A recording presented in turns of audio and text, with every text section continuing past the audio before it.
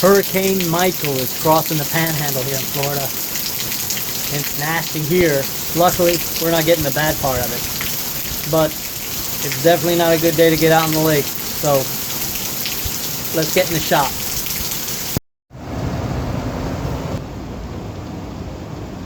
Okay, so while the storm rages, we'll be in here doing a little work.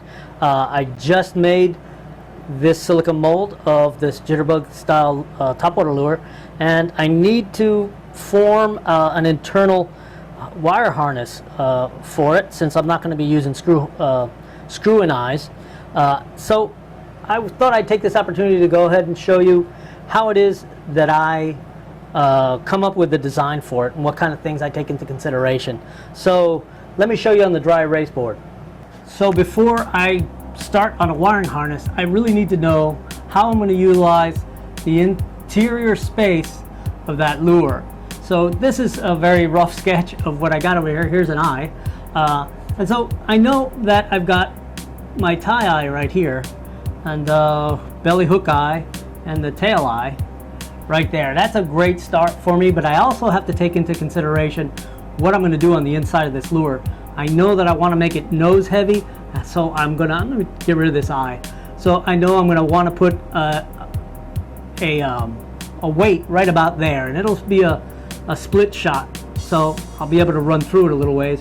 But I also know that right here where there'll be the barrel twists, I need to make a hard 90 right there and keep this wire in the middle of this lip, and then make a hard turn. I want to be able to keep the option to have a rattle chamber in here. Now it's not going to be a big rattle chamber. I want to kind of keep it there so the rattle ball sort of keeps down to the nose and it adds to the nose weight. So I also know that I want that rattle to be facing down. So I want this wire to come down on an angle. So you see, I start to combine the elements, doing some sketches, and then I get all this stuff to come together. So I need to bring this wire down on a little bit of a less steep angle, come across here, and then combine there. Now I know I got to capture this, so there'll be a bend here down, and there'll be a U-bend here. And that should do it for me. That's a really simple harness. It shouldn't take a whole lot. So we're ready to bend. Let's go. So first things first, let's get a piece of this stainless steel leader wire. I need about 6.5 inches. For some reason, that's the magic number for lures under, I'd say 4 inches.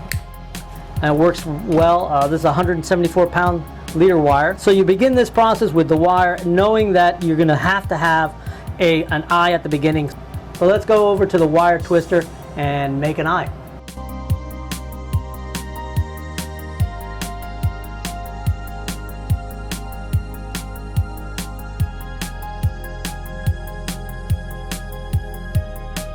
So now that I've got this eye made, I can set it right where the eye made the impression when I cast it, and I can make that immediate 90-degree bend right there. I know I have to make right behind the barrel twists. Okay, there's the 90-degree turn. I'm going to align it there, make sure I've got that distance, make sure I can make that turn and get a nice angle upward, and then I'm going to go ahead and mark it with my bender here and get this bent started. Now, keep in mind that the critical part here is that the leg that you've already measured, you should not wrap around the peg.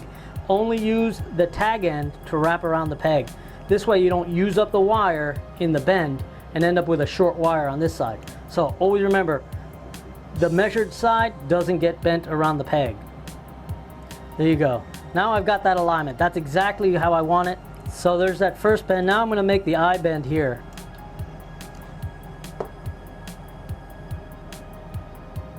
I'm going to take that eye bend all the way around. And because I want this thing to align, I'm going to use these little pliers to get that second bend up right aligned with that wire right there. So I'm going to go ahead and make that tail bend there. Try to get it as aligned as possible. Okay, so I'm pretty happy with the shape right now. All I need to do is mark where that tail eye is going to be and get it twisted on that little machine. Okay, let's take it over and do it. Okay, and there it is. As you can see, no waste. That 6.5 inch measurement always works for some reason. And there it is. That's exactly how I want it. So now all you really want to do is just kind of sight down it and make sure it doesn't have any weird twists.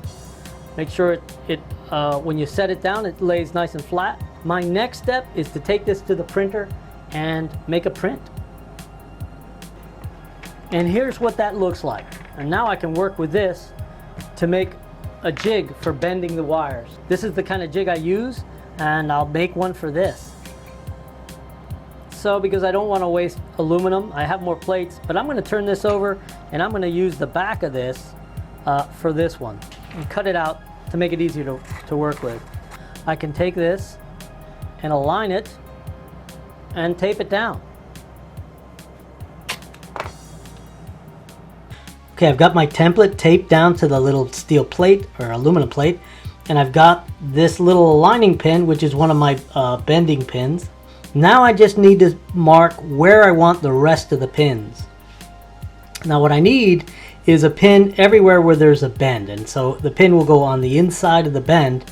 So if I start right here, I want one right in the center of this radius, and so I want to have about a 1/16 of an inch away from the metal wire so I can bend it around just like that one. So I'll just go around everywhere where I need one.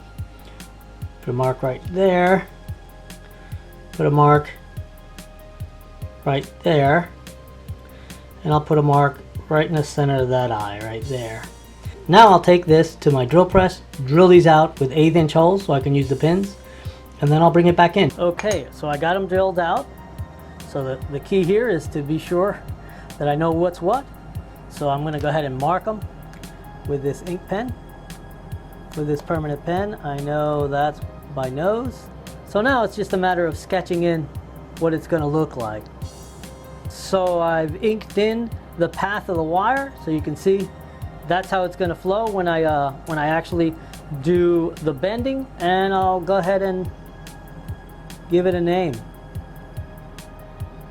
All right, let's go bend some wire. Okay, now I'll set this jig in my holder and get ready to do some bending. Now I've marked the points where the pins got to go in red so I don't get confused because there's a lot of holes now.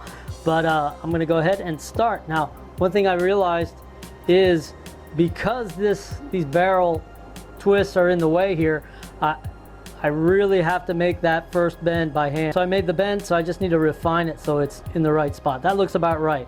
So now that bend is done, I'll just hold it with my finger. This is a little weird because I never had one that close to the edge.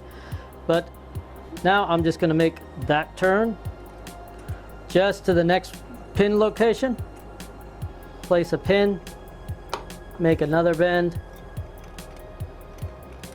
place a pin, make a bend, and I'm going to take this right to align with where the eye is going to be for the tail.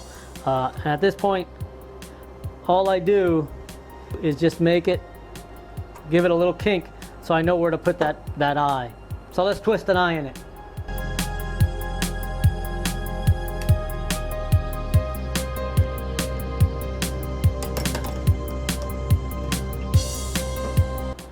There it is, no waste. Let's see how it lines up.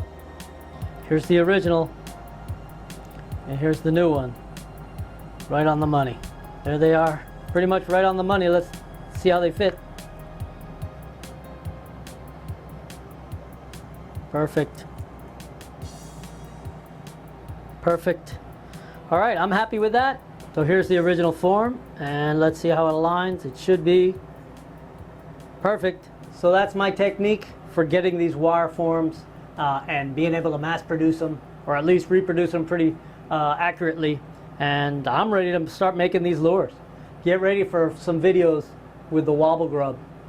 Thanks a lot for watching. I'll catch you on the next one. Don't forget to subscribe, and don't forget about the giveaway. A couple videos back, go on there, comment on the giveaway video, and you'll be put in for the drawing.